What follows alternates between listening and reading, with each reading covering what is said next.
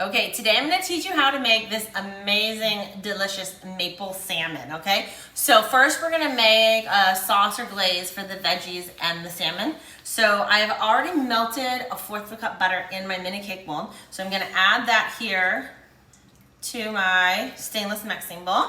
Okay, and then I've got the juice of 2 lemons, and I just want to show you how easy this is to do with my citrus press. So I've already got these prepped and ready to go, so I'm just going to squeeze that lemon juice directly into my mixing bowl.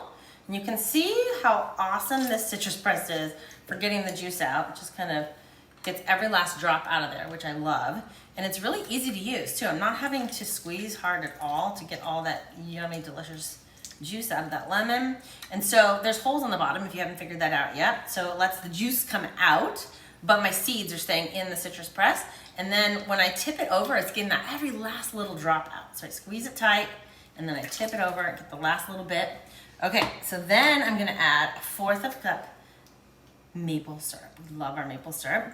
And then you're just gonna go ahead and add some salt and pepper to taste, about a teaspoon of each, but really to your family's liking. Super simple. I'm just gonna add that in there. And then I'm gonna, because I have it right here, use one of my tablespoons to stir it up. So you got this delicious glaze. I'm just gonna set that to the side. And then the next thing that I'm gonna do is I'm going to get the onions and the garlic prep. So I use my mandolin. As you can see, I store it just like that, super easy. I don't have to worry about blades attaching and so forth. I always like to chop, putting my bond mat underneath to catch my onions, which is kind of fun. And then I've got this onion already peeled and prepped for you. I'm gonna go ahead. This little guard has these spokes. So they just poke on the onion like that, and then I don't have to worry about chopping my fingers off or anything. So I've got this set on the whole slice, and I've got this on level 2. You can totally do it to your liking, and this is gonna give me some onion pieces. You can chop it so you keep your onions in rings, it's whatever to your liking. This is what I'm gonna do. This is a red onion, okay? I'm gonna put that away. Look how beautiful that slice. Those onions, aren't those pretty? And then how easy to just throw them in my mixing bowl, and look at that, I didn't get a mess on my counter, okay? So then the next thing I'm gonna do is gonna add garlic. I love this mini herb chopper. So you can see the blades in there. I've already peeled my garlic, and this recipe calls for 7 cloves of garlic, but I got a couple really big cloves here, so I'm actually gonna use 4 big cloves. And I wanna show you how this works. I really love this mini herb chopper better than a garlic press. So watch this, I can twist to mince up my garlic, or I can roll it on my counter, which is kind of fun, right?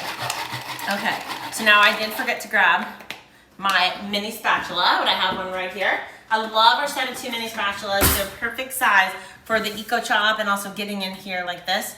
So I'm gonna pull that blade out carefully and put all that yumminess in here with the onions. And then I've already prepped, I've washed and cut my broccoli. I'm gonna show it sitting in the colander scoop over here that I'm gonna add to this mixture as well. So look at the beautiful garlic. It smells so good, you guys. Look at how a beautiful job that did, the garlic. Okay, so now some broccoli in the colander scoop. I throw that in there. And then we're gonna toss that so it just kind of is even.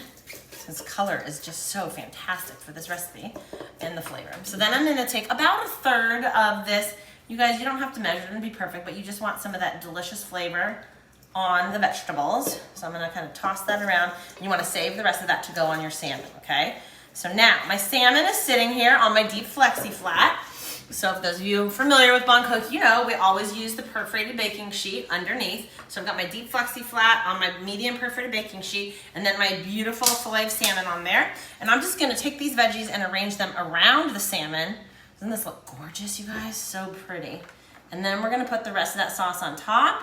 So the salmon has some extra flavor. This is all gonna cook at once. My oven is preheated to 425 degrees. And then it's gonna cook. This is a thin piece of salmon, so it will probably be done in about 15 minutes. You do not wanna overcook your salmon. I know some people like to cook it more than others, but I'm gonna tell you, for this thickness, 12 to 15 minutes is gonna probably be perfect, okay? And that's gonna be great for the broccoli too. If you have a thicker piece of salmon, it might be more like 20, 25 minutes. So you really just gotta think about that and watch for the correct temperature. And then, like I said, I'm gonna drizzle the rest of this on top.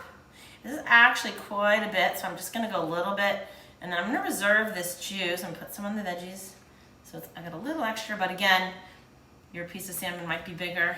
Just got a tiny bit left.